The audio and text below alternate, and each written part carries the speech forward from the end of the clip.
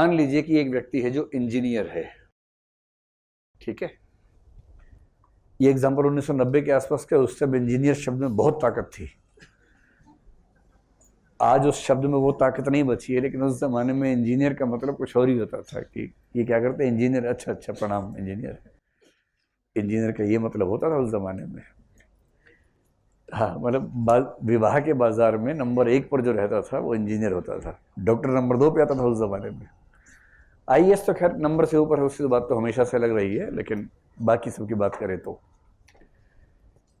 Engineer है। अपनी class में इसका आईक्यू रैंक सबसे ऊपर था, क्लास का टॉपर था, होमवर्क भी रोज करता था। होमवर्क डूइंग बच्चा है, आप समझ सकते हैं। एकदम गोलू, हरियाणा में बोलते कति गोलू टाइप का बच्चा है। कति का मतलब एकदम ऐसा बच्चा है, सीरियस टाइप का, होमवर्क करने वाला, किसी से गलत बात ना बोलने वाला, बुरा बुरा ना देखो, बुरा ना कहो, उस टाइप का बच्चा है, ठीक है। जब स्कूल में 12वीं क्लास का एग्जाम, उसने टॉप किया, पूरे जिले में क्या पूरे राज्य में टॉप किया, देश में नंबर 2 पे आया है, ठीक। और मम्मी का दुलारा है, मम्मी से बिना पूछे तीसरी रोटी भी नहीं खाता है। मम्मी ने 2 बताई हैं, 2 ही खाता है। मम्मी ने एक बार बचपन में कहा था बेटा 2 रोटी खानी चाहिए, तब से 2 ही खा रहा है। नेक्स्ट कमांड आएगी तब चेंज करेगा, उसको पेट की भूख से कोई मतलब नहीं, मम्मी की कमांड से मतलब रहता है। ऐसे वाला बच्चा है। फिर उसने बीटेक किया, उसमें टॉप किया, क्योंकि मम्मी ने कहा था बेटा रोज 6 घंटे पढ़ना, तो रोज पढ़ता 6 घंटे तब से। फिर बच्चे ने एग्जाम दिया एमबीए का, कैट में टॉप। और उसके बाद उसका सिलेक्शन हुआ, कैंपस प्लेसमेंट हो गई है, इंटरव्यू बहुत अच्छा हो, कैंपस प्लेसमेंट हुई, और किसी शानदार कंपनी में, मुझे नहीं पता कौन सी शानदार होती है, जो भी आपको लगे, उसमें सिलेक्शन हो गया उसका। किस में हुआ बताओ? गूगल, हाँ गूगल में हो गया, गूगल में चला गया है। और गूगल में उसको एंट्री लेवल पर बेस्ट पैकेज मिला है, मान लीजिए कुछ भी वटेवर 1 करोड़ का एनुअल पैकेज मिला स्टार्टिंग में, ऐसा पैकेज मिला है उसको, शानदार पैकेज मिला है, ठीक है। अब आगे देखो, वहां पहुंचा है तो गोलू बच्चा। पहली मीटिंग में गया, सब बात कर रहे थे, शर्मा रहा था, ठीक से बात नहीं कर रहा था। गलती से पड़ोस की कुर्सी पे एक लड़की आके बैठ गई। ये लड़का है, उल्टा भी कर सकते हैं, बेस्ट एग्जाम्पल लड़का आ गया बाई चांस। जैसी लड़की आके बैठी, अभी अपनी कुर्सी से उसर होने लगा कि हाय राम, मम्मी से पूछना पड़ेगा बात करनी है कि नहीं करनी है। तो सारा क्या करे, थोड़ा भोंदू किस्म का बच्चा है, दिमाग बहुत तेज है, आईक्यू भी जबरदस्त है, लेकिन इस मामले में भोंदू 1 नंबर का। उस लड़की ने पूछा क्या नाम है आपका? इसको लग रहा है कि अच्छा लाइन, अच्छा, इसको लग रहा है अच्छा अभी से। और उसने कहा sorry I am not interested. लड़की ने कहा तेरा दिमाग खराब है, नाम ही तो पूछा है, कलीग हो भाई, नाम ही तो पूछा है, नॉट इंटरेस्टेड क्या होता है? कहाँ से आ जाते हैं पता नहीं उसके। इसको लग रहा है बताओ यार, सबके सामने ऐसे बोल दिया भाई, नाम पूछे हुए लड़की तो और क्या मतलब हो सकता है? वो जिस इलाके से है वहां तो एक ही मतलब माना जाता है इस चीज का कि नाम पूछ रही है, ये औपचारिकता है, असली बात नहीं पूछ पा रही है, तो क्या करे बेचारी। ऐसा भोंदू है, किसी से बात नहीं कर पाता है, मंच पे जा नहीं पाता है, जहाँ 4 लोग खड़े वहां से भाग लेता है, पार्टी वार्टी तो उसमें जाता ही नहीं कभी किसी भी हालत में। और इसी के क्लास से एक छांटा हुआ बच्चा था, जो एग्जाम से 2 दिन पहले किताब का मुंह देखता था, मुंह दिखाई किताब से करता था, और 2 दिन में ठीक से पढ़ के नंबर ठीक ठाक ले आता था। उसने कभी टॉप नहीं किया, उसे कभी टॉप करने का अरमान भी नहीं रहा, उसे इस बात का दुख भी नहीं कि टॉप नहीं किया, वो इस बात से खुश है कि उसने पूरा साल ठीक से जिया, न कि अपना साल खराब किया टॉप करने के चक्कर में। स्मार्ट है, कोई शादी ब्याह हो वहाँ जाके डांस करता, खाना खा के आ जाता है। मस्त मौला आदमी। और ये इसी कंपनी में इसने भी इंटरव्यू दिया, इसका सिलेक्शन हो गया, छोटे पद पर हो गया। भाई साहब का हुआ 1 करोड़ के पैकेज पे, इसका हुआ 5 लाख के पैकेज पे। इसका काम छोटा मोटा है, सबका हालचाल पूछो, चाय वाय देख लो पी रहे कि नहीं पी रहे, उस तरह का काम है इसका। ये डेनियल गोलमैन का एग्जांपल दे रहा हूं मैं आपको, मतलब मैं भाषा बदल रहा हूं, उसको भारत का कर दिया, लेकिन एग्जांपल उसी का है। इस बात की पर्याप्त संभावना है कि 3 साल के बाद ये दूसरा व्यक्ति पहले व्यक्ति से आगे निकल जाएगा।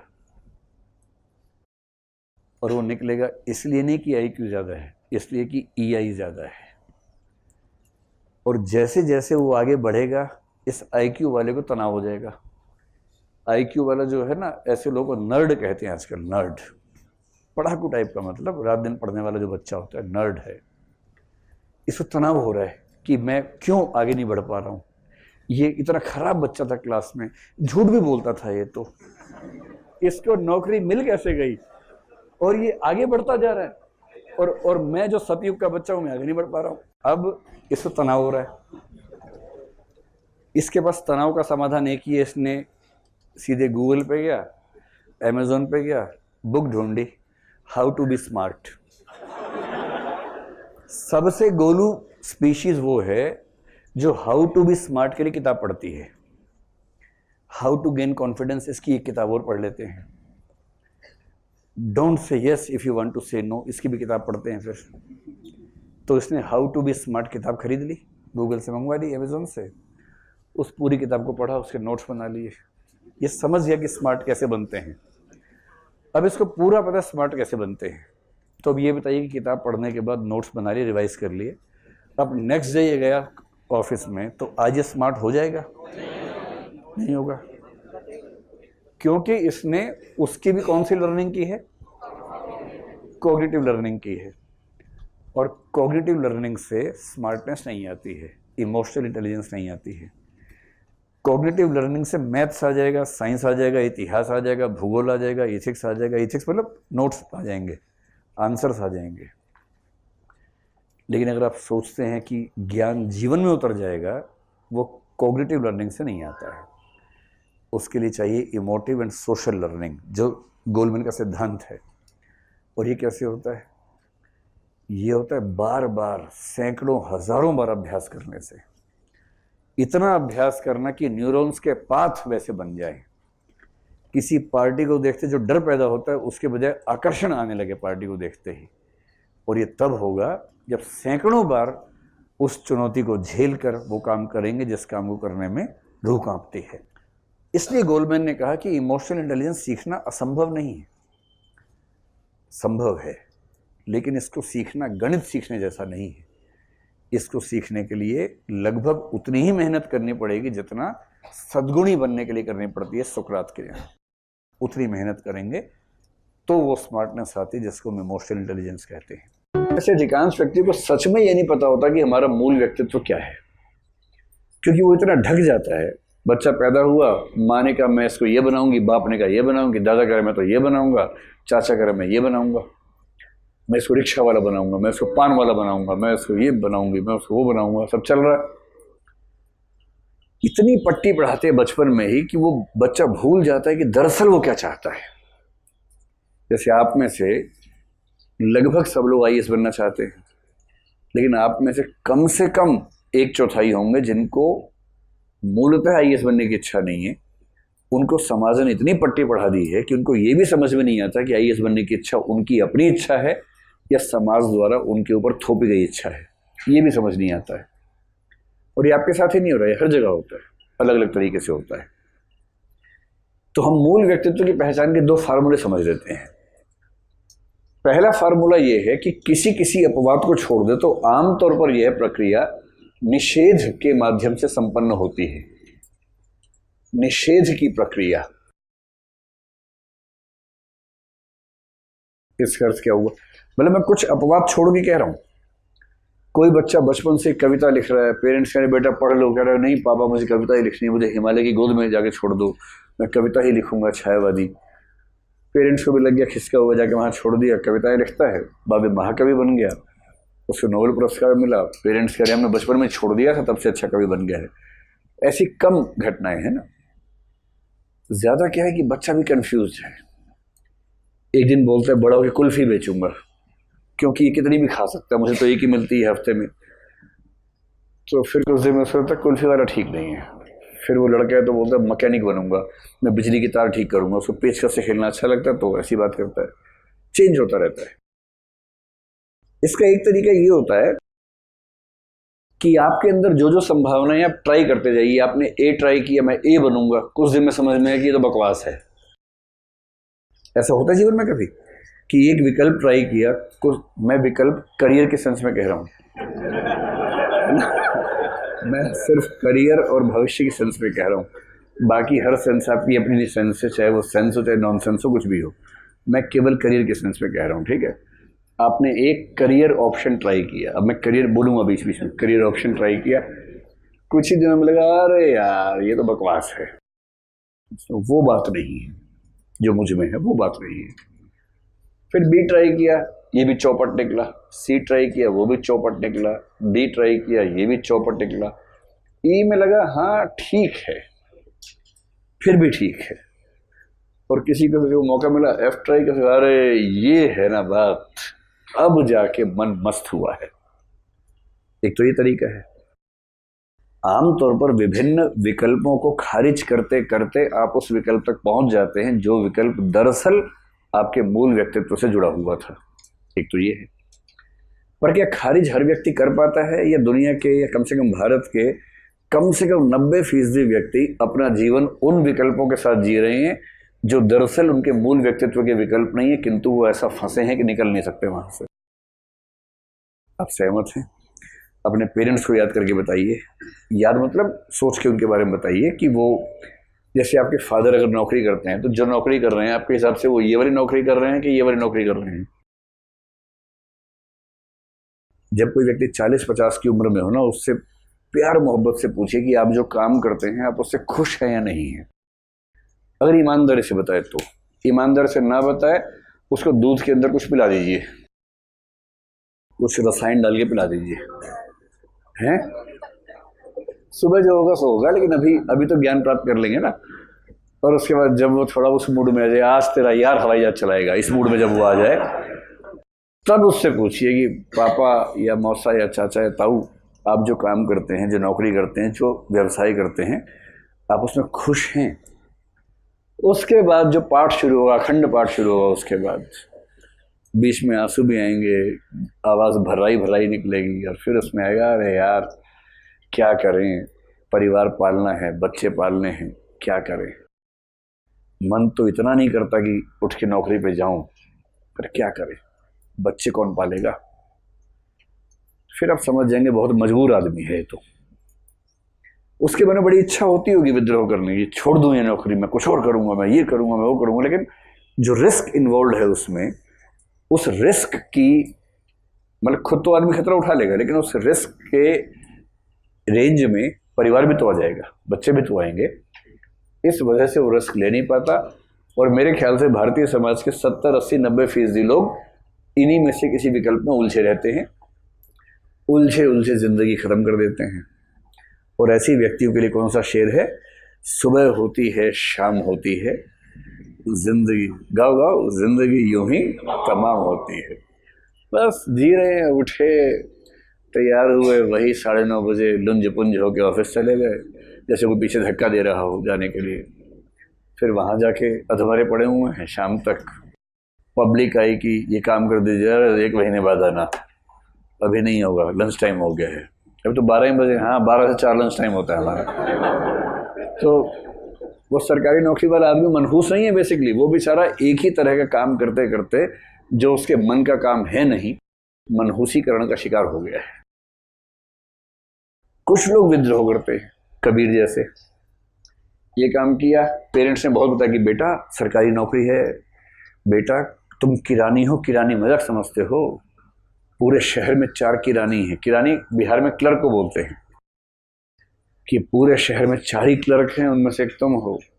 ये नौकरी बहुत मुश्किल से मिलती है, पिछले जन्म के पुण्य किए होंगे तुमने, तब तुम क्लर्क बने हो। बच्चा कह रहा है ऐसा पापा, इसको छोड़ रहे हैं, कुछ और करेंगे। बाप ओझा को बुला लाया है झाड़ फूक करवाने के लिए कि बच्चे पर आत्मा चढ़ गई है, झाड़ फूक कीजिए। ओझा ने खूब झाड़ू में मारी है, उसने पलट के ओझा का झाड़ फूक कर दिया, उसके बाद लिटा के झाड़ फूक किया उसका, क्योंकि बच्चा विद्रोही है, नहीं मानता। ऐसे विद्रोह किया, कुछ दिन में कुछ और बड़ा कर लिया, पटवारी का एग्जाम पास कर लिया। अब बाप सोच रहा है अरे बाप रे बाप, इतना योग्य बच्चा मेरे घर में था, पटवारी हो गया है। और बच्चा कह रहा पापा सोच रहे हैं कि ज्वाइन ना करें। पापा ने ओझा को फोन किया, बोला मैं नहीं आऊंगा इस बार भाई, मैं जब से पिछली बार से गया हूँ मेरा बिजनेस ठप पड़ गया, कोई बुलाता ही नहीं मुझे। बच्चा ज्वाइन नहीं कर रहा।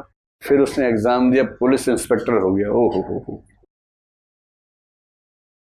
उसके बाद एग्जाम दिया, डीएसपी हो गया, डीवाईएसपी, उत्तर प्रदेश पीसीएस के एग्जाम देके डीवाईएसपी सीओ सर्कल ऑफिसर हो गया है। और पापा कह रहे बेटा अब तो पूरे शहर में मिठाई बांटूंगा, अब तो ज्वाइन कर ले। नहीं पापा, दिस इज नॉट इंटरेस्टिंग। मैं भी 24 साल का हूं और ये समय है आगे बढ़ने का। अब हम आईएएस का एग्जाम देंगे पापा। आईएएस का एग्जाम दिया, आईएएस भी हो गया। अब तो बाप ने बोलने बंद कर दिया। बाप कह रहे बेटा ज्वाइन तो नहीं करोगे ना? बाप को लग रहा कुछ और करेगा लगता है, इसके बाद राष्ट्रपति का एग्जाम देगा इसके बाद। बेटा ज्वाइन तो नहीं करोगे ना? क्योंकि है बंदे में दम है तो हर चीज खारिज करता है।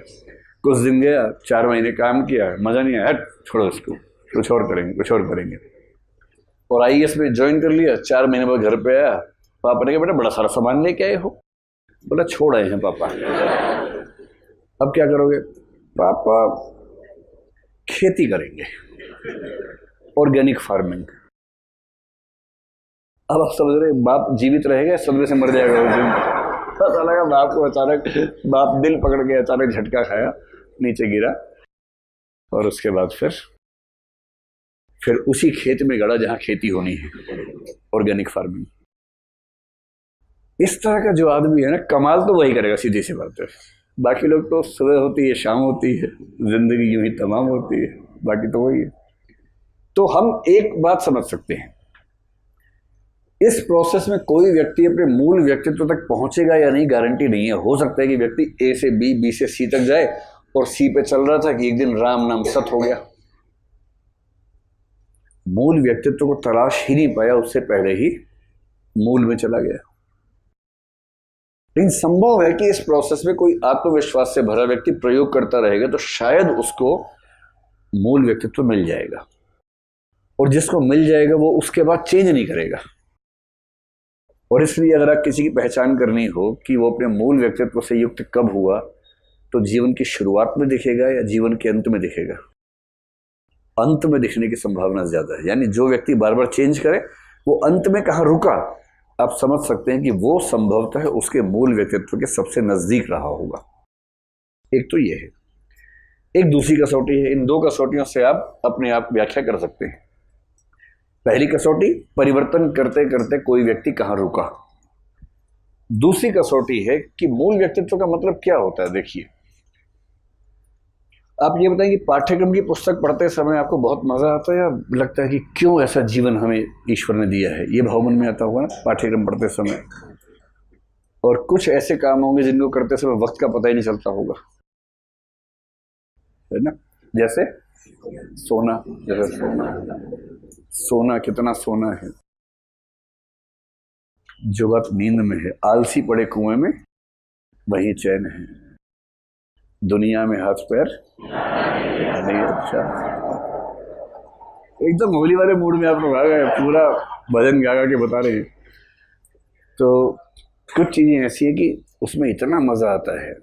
सोना छोड़ के कोई एक्टिविटी करना, जिस एक्टिविटी में आप लोग इतना डूब जाते हैं कि आपका मन करता है कि होता ही रहे, हमेशा होता रहे। और कुछ ऐसा जिसमें समय गुजरता नहीं है। ये रिलेटिव जो है ना, जो रिलेटिविटी का कंसेप्ट है सारा, सापेक्षता का, यही तो है कि किसी के साथ बैठे हैं तो चिंता है कि अरे 1 घंटा हो गया, टाइम खत्म ना हो जाए। अरे नहीं नहीं, अरे नहीं नहीं, आज जाने की जिद ना करो, यूं ही पहलू में बैठे रहो, आज जाने की जिद ना करो। और दूसरा व्यक्ति आया है और अब जैसे ही आया आप घड़े देख रहे हैं और पढ़ाई ठीक चल रही है? हाँ ठीक चल रही है। फिर देखिए घड़ी कब जाएगा, जाना भाई, कितना चाटेगा, जाओ। क्योंकि आपका जो मूल व्यक्तित्व है उससे रमता नहीं है। और जहाँ रमता है वहाँ तो 1 घंटा, 2 घंटे, 3 घंटे, 4 घंटे और 6 घंटे बाद कोई कहे अरे हाय दैया 6 बज गए, और आप कहे 6 बज गए, पता भी नहीं चला, मुझे लगा 12:15 हुए होंगे, अभी 12 बजे ही तो आए थे, 6 घंटे हो गए। क्योंकि वहां आप रमे हुए हैं। तो मूल व्यक्तित्व की दूसरी पहचान है जहां व्यक्ति रम जाए। रम जाए, रम पिए नहीं, रम जाए, जहां व्यक्ति रम जाए, वरना रम पियड़िया हो जाएगी। जहां व्यक्ति रम जाए यानी कि डूब जाए, जिस चीज में डूब के मजा आए ना, अगर किसी व्यक्ति का प्रोफेशन ऐसा हो जिसमें वो डूब जाता हो, यहां डूबने का मतलब आनंद में डूब जाना है, डूब जाता हो। जैसे किसी को मजा आता है किस चीज में, गाने में, आपने कहा चल आज से सिंगर ही बन गया तू, अब दिन भर गा बस मस्त रहे, वो रियाज करता है, नई धुनें बनाता है, फिर जब हो गया रियाज, एक फिल्म में वो गीत आ गया, वो फेमस हो गया, दुनिया भर से बुलावा आता है, जहां जाता है वहां गाता है, घर पे आता है रियाज करता है, नए गीत लिखता है, नया संगीत की धुन रचता है। ये जितना मस्त रहेगा ना, मतलब एक समय के बाद बोरियत इसको भी होगी, अपनी रुचि का काम 24 घंटे करने से बोरियत होती है, तो बीच में ब्रेक मिल जाने से वो चीजें ठीक हो जाती हैं। लेकिन ये व्यक्ति अन्य व्यक्तियों की तुलना में जितना खुश रहेगा अपने जीवन से, उसकी बात ही अलग होगी। लोग जीवन के जिस दौर में भी हैं, सेल्फ मोटिवेशन। देखो, मोटिवेशन की जरूरत दो तरह की होती है।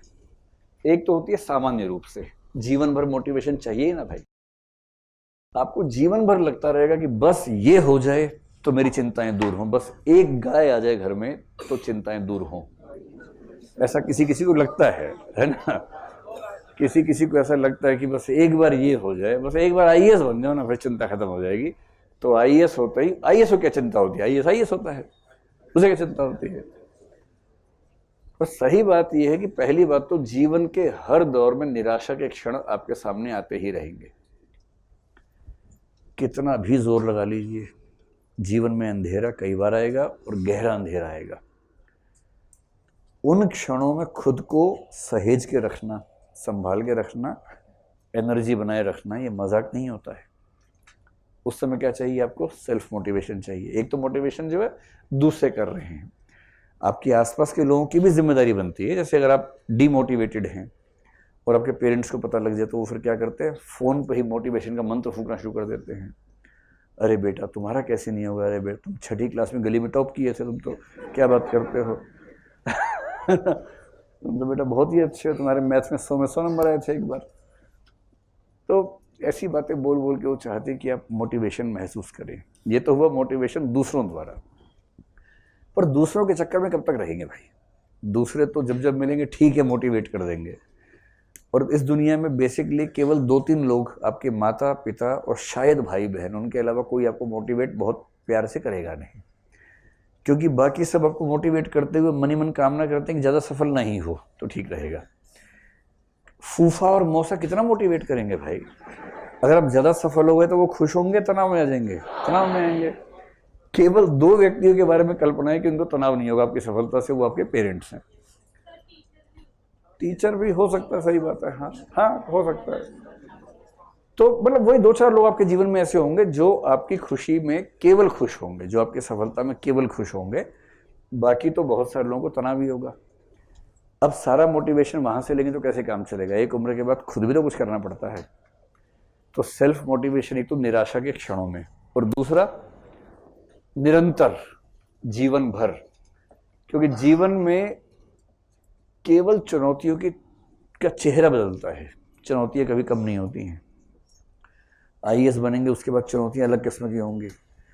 सीएम कहेंगे सबसे अच्छा डीएम ये है, तो सबसे मुश्किल जिला दो, वहां सब सुधार देगा। एक मुश्किल जिला सुधारते सुधारते आप लहूलुहान हो गए हैं, तब तक दूसरा मुश्किल जिला आपके सामने तैयार खड़ा हुआ है। आप कह रहे हैं सीएम साहब थक गया हूँ, सीएम कह रहे नहीं तुम थक नहीं सकते हो, जिले को ज़रूरत है, राज्य को ज़रूरत है, संभालो ये वाला ज़िला संभालो। तनाव होता है, और पता लगा वहाँ के कई नेता हैं सीएम के नज़दीकी हैं, वही अपराध कर रहे हैं, आप उनको गिरफ्तार करेंगे तो दिक्कत है, नहीं करेंगे तो दिक्कत है, 1000 तनाव आएंगे वहाँ पर भी। उन सारी परिस्थिति में खुद को मोटिवेटेड कैसे रखें, एक तो तनाव की स्थितियों में, और एक सामान्य रूप से। भाई सामान्यतः भी जो मोटिवेटेड है उसका जीवन बेहतर है, जो डिमोटिवेटेड है उसका जीवन कमजोर है। कैसे मोटिवेट करें, इसके लिए कई तरीके बताते हैं, गोलमैन भी बताते हैं, बाकी लोग बताते हैं। जैसे इसका एक अच्छा तरीका तो ये माना गया है कि अगर आप एक मोड कहते हैं मनोविज्ञान में, ऑटो सजेस्टिव मोड, इसका इस्तेमाल आप करते ही होंगे, बस इसका नाम शायद पहली बार सुन रहे होंगे। ऑटो सजेस्टिव मोड का मतलब होता है खुद को लगातार सलाह देते रहना, खुद को सुझाव देते रहना। कई लोग शीशे के सामने खड़े होकर बोलते हैं, देख चिंटू ठीक से रहा कर, टेंशन क्यों लेता है चिंटू, कौन बोल रहा है, चिंटू ही बोल रहा है, शीशे के इधर वाला बोल रहा है, शीशे के अंदर वाला सुन रहा है, अरे चिंटू तेरे से अच्छा कोई नहीं है, तू सबसे अच्छा है, तो ठीक से, कितनी बढ़िया आंसर राइटिंग करता है, डर मत, एक टेस्ट में नंबर है तो क्या हो गया, कल फिर से अच्छा आंसर लिख चिंटू और फिर सब ठीक होगा। ये ऑटो सजेस्टिव मोड है। कुछ लोग क्या करते हैं, लिख लिख के, जैसे कागज पेन लेके बैठ गए और पेपर पेन वाला जो स्टाइल होता है बड़ा अच्छा माना जाता है, कागज पेन है जिस कॉपी में लिखते हैं फिर लास्ट पेज निकाल लेते हैं। किसी के व्यक्तित्व को देखना हो ना, कॉपी के लास्ट पेज देखिए, बस फटा हुआ ना हो। मतलब मेरी तो रुचि इसमें रहती है, मुझे किसी कॉपी मिल जाए मैं सबसे पहले आखिरी पेज देखना पसंद करता हूँ।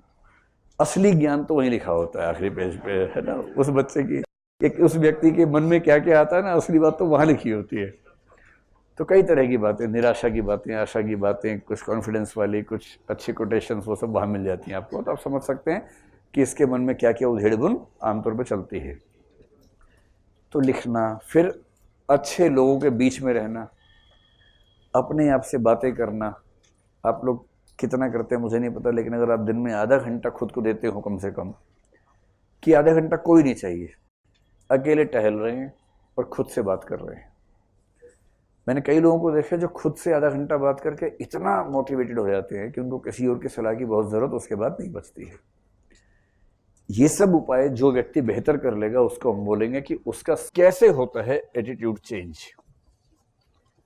अगर आपको करना हो, ये आपके काम की सबसे काम की चीज़ यही है।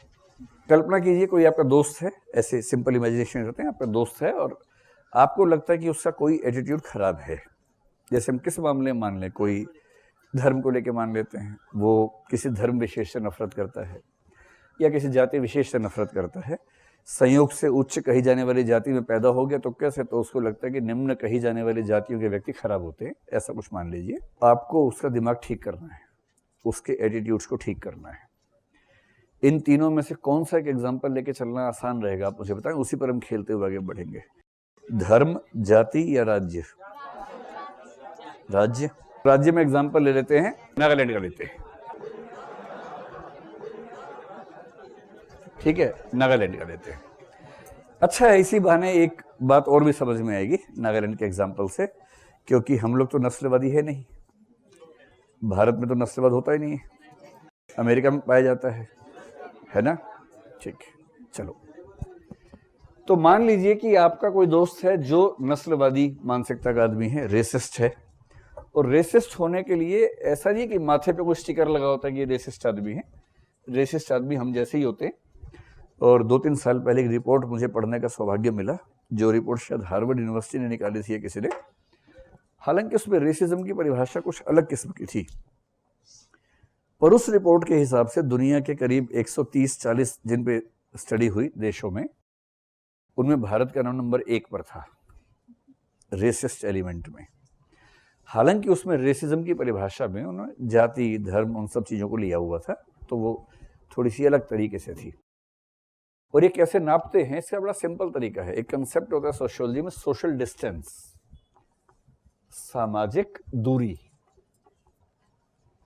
और सोशल डिस्टेंस को नापने के फार्मूले होते हैं।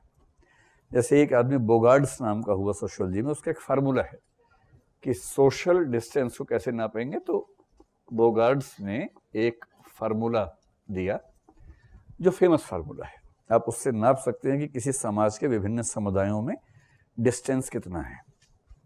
कैसे, बहुत सिंपल बात है। जैसे आप किसी मोहल्ले में देखिए कि उस मोहल्ले में कितने धर्मों के लोग साथ साथ रहते हैं, परसेंटेज निकाल लीजिए।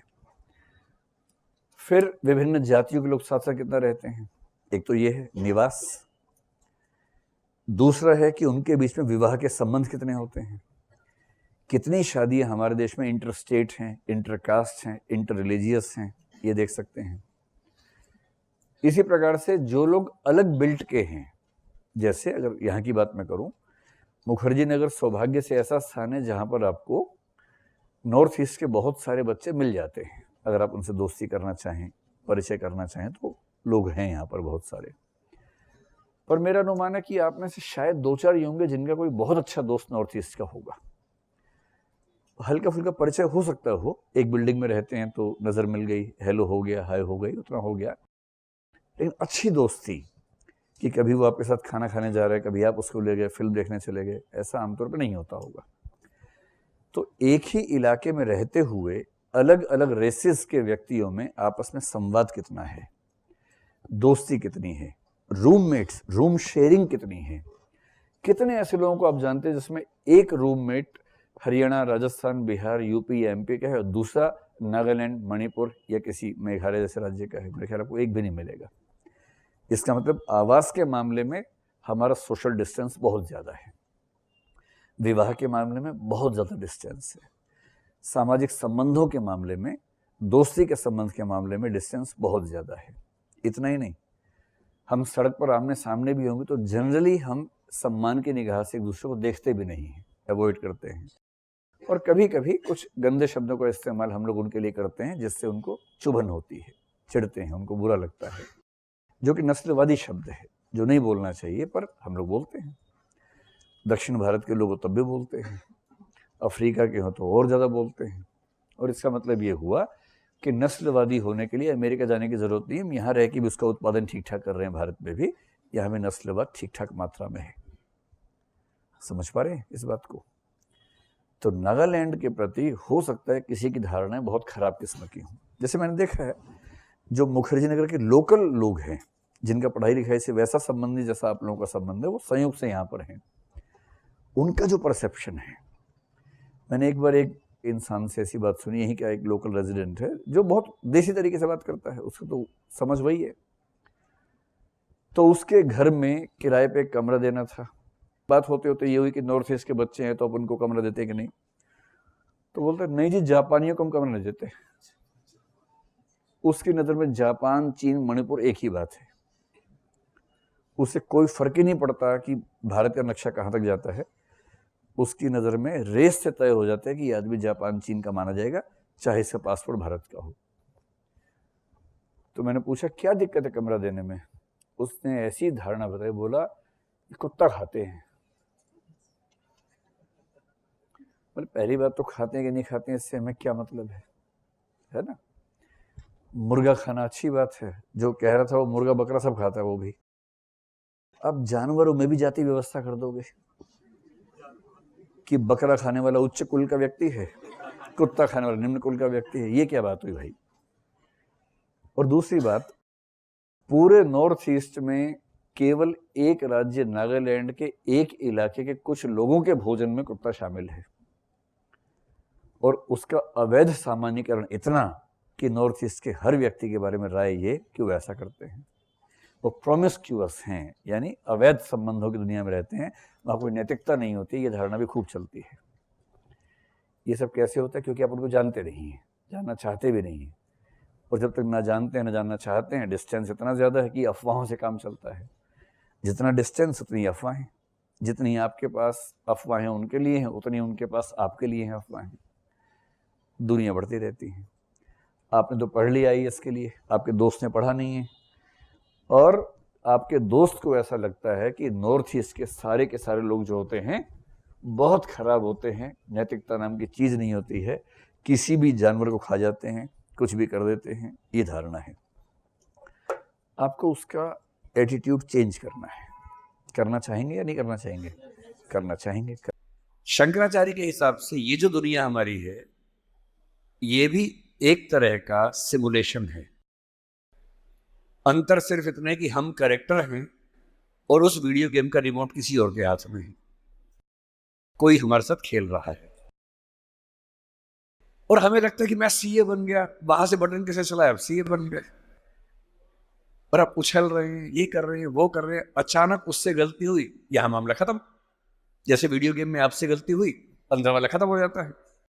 इतनी फानी किस्म की जिंदगी, इतनी बुलबुले जैसी जिंदगी, उस जिंदगी में इन छोटी छोटी बातों में इतना लीन होकर डूबे रहना, मेरे ख्याल से इससे खराब जिंदगी कोई नहीं हो सकती। और इसलिए जो करना है वो ये है कि जिंदगी में होते हुए अपनी जिंदगी को बेहतर कैसे बनाना है, फाइनेंशियल चीजों से कंप्रोमाइज न करते हुए अपनी बाकी जिंदगी को बेहतर कैसे बनाना है। और जिंदगी बेहतर है यानी इसके 4-5 पैरामीटर्स हैं। सबसे गहरा पैरामीटर ये है कि आपके पास जीने का कोई पर्पस है या नहीं, और है तो कितना बड़ा पर्पस है। कुछ लोगों के पास होता है, मुझे सबको हरा देना है, फर्स्ट आना है, 1 करोड़ कमाना है, ठीक है, पर्पस है, पर ये पर्पस बहुत दूर तक हेल्प नहीं करेगा। इससे बेहतर पर्पस होता है एक समय के बाद कि आप अपनी क्रिएटिव इनसाइट को आगे बढ़ाएं। मैं ऐसे कई सीएस को जानता हूं जो सीए हैं, पर उनको लगा कि मेरी जिंदगी इतनी सीमित नहीं है, मुझे कुछ और करना चाहिए। तो उनमें से एक शेखर कपूर बन गया। उसने मिस्टर इंडिया फिल्म बनाई, बैंडिट क्वीन बनाई, कितना कमाल किया। एलिजाबेथ फिल्म हॉलीवुड में बनाई। वो चार्टर्ड अकाउंटेंट है, पर उसको एक दिन समझ में आ गया कि मेरा सीए वाले काम से ना जिंदगी कमाल की नहीं हो पाएगी। ठीक है, मैं कुछ कुछ कर लूंगा, लेकिन वैसी नहीं हो पाएगी जैसे मैं चाहता हूं। और बहुत सारे सीए हैं। एक सीए को लगा कि मुझे देश को भी सुधारना चाहिए, वो सुरेश प्रभु बन गया, रेल मंत्री बन गया। एक और सीए को लगा कि मुझे एक नई पॉलिटिकल पार्टी में ईमानदारी का संदेश लेके जाना चाहिए, वो राघव चड्ढा बन गया। इतने सारे सीएस हैं। कोई पॉलिटिक्स में आ गया, कोई उद्यम में चला गया। एक सीए बाहर से पढ़ के आया, उसको लगा मुझे तो मीडिया की दुनिया को रेगुलेट करना है, अच्छा बनाना है। उसने एक मैगजीन शुरू की, इंडिया टुडे, और धीरे धीरे वो आज तक का मालिक बन गया। अरुण पुरी, वो भी सीए है। क्यों सीए होके ये मान लेना है कि मेरी जिंदगी इतनी ही है। एक यंग सीए सिद्धांत चतुर्वेदी फिल्मों में इतना सुंदर एक्टर बन के आ गया है। अभी वो गली बॉयज में आया, शानदार एक्टिंग करता है। एक सीए को लगा कि मुझे केवल अकाउंटिंग नहीं करनी है, मुझे तो कुछ बड़ा काम करना, स्टार्टअप करना है, वो मोतीलाल ओसवाल बन गया। इतने बड़े बड़े सीए, कुमार मंगलम बिरला एक सीए हैं, और सीए से पूरा साम्राज्य खड़ा कर दिया। एक सीए को लगा ये सब छोटा है, मुझे देश के लिए काम करना है, देश के लिए मर मिटना है। और आज से 2 महीने पहले उसने देश के लिए अपनी जिंदगी बलिदान कर दी। कर्नल मनप्रीत सिंह, जो कि सीए थे, वो भी चार्टर्ड अकाउंटेंट था। मेरी पहली आपसे गुजारिश ये है कि सीए बनने के बाद अपनी क्रिएटिव इंस्टिंक्ट को मरने मत दीजिए। कुछ क्रिएटिव, कुछ भी हो, वो क्रिएटिव हो सकता है कि आपको पेंटिंग करना पसंद हो, आपको पोएट्री पसंद हो, आपको फिल्म बनाना पसंद हो, फिल्म देखना पसंद हो, कुछ ऐसा। क्योंकि जो क्रिएटिव नहीं है, कई थिंकर्स कहते हैं कि जानवरों के पास जो 5 सेंसेस होती हैं, मतलब सबके पास नहीं, लेकिन जैसे गधे के पास है, गाय के पास है, भैंस के पास है, 5 सेंसेस हैं, हमारे पास 5 सेंसेस हैं। तो वो कौन सी चीज है जो मनुष्य को उनसे अलग करती है? तो वो क्रिएटिव सेंस है। और जिसने अपनी क्रिएटिविटी को ही मार दिया, फिर वो तो एक मशीन है, फिर काहे का इंसान है। इसलिए मेरी पहली गुजारिश आप सबसे ये है कि सीए होते हुए कुछ ऐसा क्रिएटिव शौक पाल लीजिए कि दिन में 1 घंटा मस्ती से गुजार सकें उसमें। वो कुछ भी हो, फिल्म देखने से लेकर कविता लिखने तक, पेंटिंग करने तक, कुछ भी हो। गाना हो, गाना सीखिए, सिंगिंग सीखिए, इस उम्र में सीखिए, तबला बजाना सीखिए, हारमोनियम सीखिए, गिटार सीखिए। कुछ ऐसा जो करते हुए डूब जाने का मन करे। बस कुआं खोदना मत सीखना, उसमें डूब गए तो मुश्किल हो जाएगा। बाकी कुछ भी जिसमें आपको मजा आता हो सीखिए। दूसरा, एक ऐसा पर्पस जीवन में रखा, बेशक इतना सा पर्पस हो, जैसे आपके लिए सबसे आसान क्या है, अपने आसपास 2, 4, 5 लोगों को सिर्फ इतना समझा दीजिए कि फाइनेंशियल विजडम जीवन में कैसे काम करती है, अपने पैसे का इस्तेमाल कैसे करना है, पैसा कमा के कैसे सेव करना है, कैसे इन्वेस्ट करना है, क्योंकि उस मामले में आपका मुकाबला कोई कर नहीं पाएगा। या अपने घर के आसपास 3-4 गरीब बच्चों की पढ़ाई का खर्चा उठा लीजिए, उनसे हफ्ते में बार मिलते रहिए, और आप पाएंगे आपके चेहरे पर पहले से ज़्यादा चमक आनी शुरू हो गई है। और आपको कंपटीशन, परेशानी, वो जो नफरत का माहौल दिन भर होता है, इसको हरा दूं, उसको हरा दूं, इस सब से मुक्ति मिलने लगी है। और आप अंदर से एक बेहतर इंसान बनने के प्रोसेस में आ रहे हैं। तीसरी बात, आप कितने भी सफल हो, यदि आपके जीवन में कुछ खास रिश्ते ऐसे नहीं हैं, जिन रिश्तों के साथ, चाहे वो प्रेम का हो, विवाह का हो, भाई का हो, बहन का हो, दोस्त का हो, जिनके साथ आप अपने मन की हर बात खुल के कर लेते हैं, तो आपका फाइनेंशियल अकाउंट चाहे कुछ भी हो, दरअसल आप एक दिवालिया इंसान हैं, बैंकरप्ट इंसान हैं। आपके अकाउंट में कितने जीरो हैं वो काम नहीं आएगा, आपकी जिंदगी का जीरो बहुत बड़ा है। इंसान को इंसान बने रहने के लिए कम से कम 2-3 ऐसे रिश्ते चाहिए होते हैं जहां वो पूरी तरह से सहज होकर रह सके, जहां उसको पर्दा न लगाना पड़े। हम सब दिन भर पर्दे लगाते रहते हैं, खुद को ढकने में लगे रहते हैं।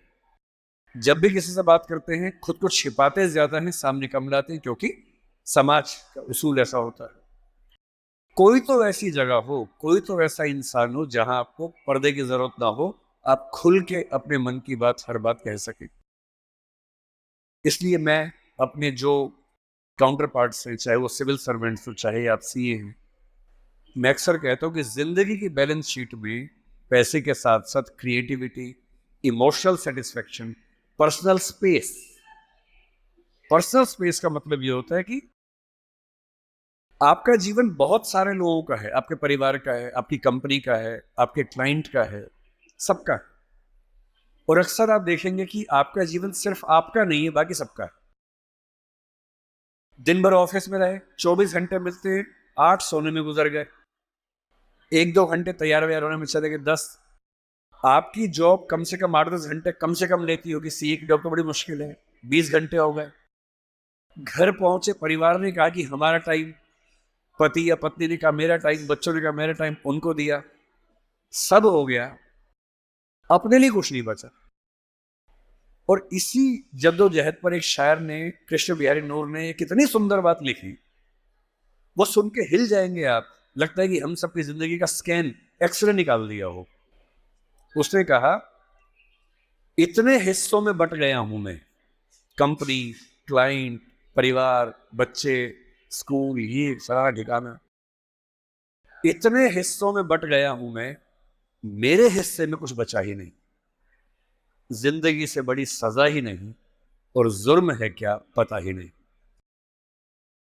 तो जब जिंदगी के अपने हिस्से आप बांट रहे हो सबके लिए, हो सके, मैं तो करता हूं रोज, हो सके तो रोज कम से कम आधा या 1 घंटा सिर्फ अपने लिए रखना है, जिसको मी टाइम कहते हैं आजकल के लोग। वो मी टाइम कैसे आ सकता है? उसका एक आसान तरीका ये है कि जब आप घर से ऑफिस या ऑफिस से घर जाएं, अगर खुद ड्राइव करते हैं, वो मी टाइम हो सकता है। उस समय फोन को ऑफ कर दीजिए, अपने आप से बात करते हुए चलिए, अपने आप से सवाल, अपने आप से जवाब, अपने आप से ठहाका मार रहे हैं, कुछ सोच रहे हैं, उधेड़ बुन में हैं।